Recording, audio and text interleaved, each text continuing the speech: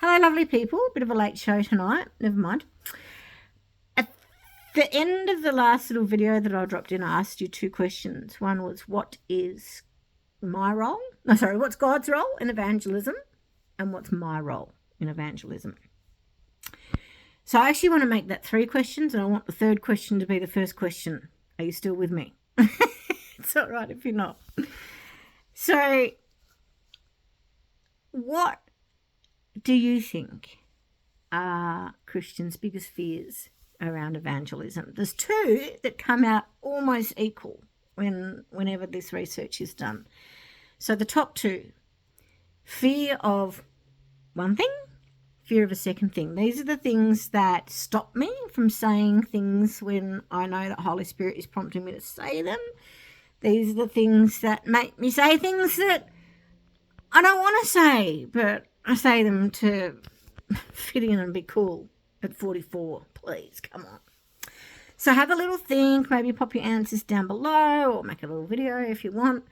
The two biggest fears that hinder believers from sharing what they know is the truth.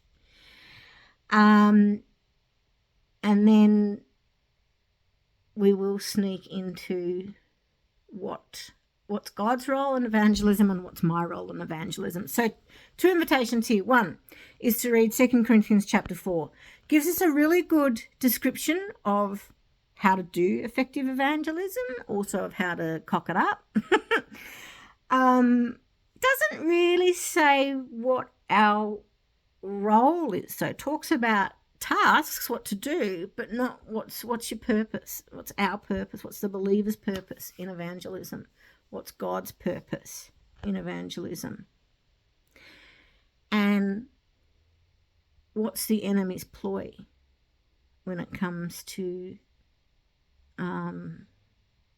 keeping people from seeing Jesus. So those answers can actually be found in Genesis chapter 1, verses 3 to 6. You can see what the enemy does, what God does, and what we're asked to do. And I think, try this on for size, just as a little thought, and then I'll say not I. So evangelism is spiritual work. It's spiritual warfare. It has to be spirit-led. It's not humanly possible to do evangelism.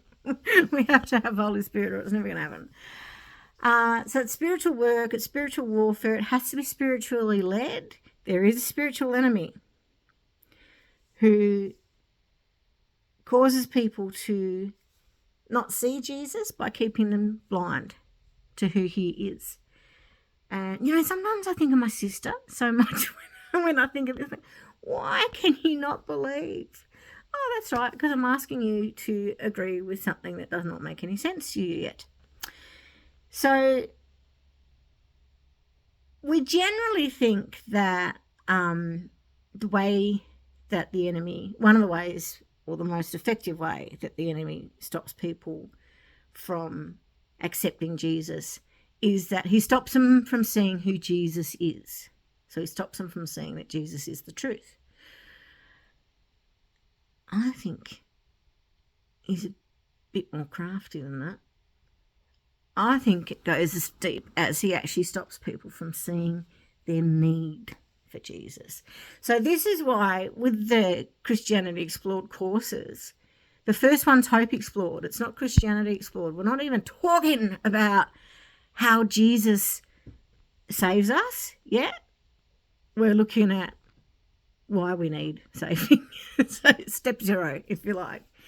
So there's a couple of things for you to chew over for a couple of days. Text me with some questions, harass me, and pop your answers down below. Two biggest fears for Christians in speaking about Jesus. What are they? Watch this space. Tell you tomorrow. And then 2 Corinthians 4 and Genesis 1, 3 to 6. Bless you guys. Have a good sleep. Have a good sleep. That was. I think it was a cross between sleep, sweet, street.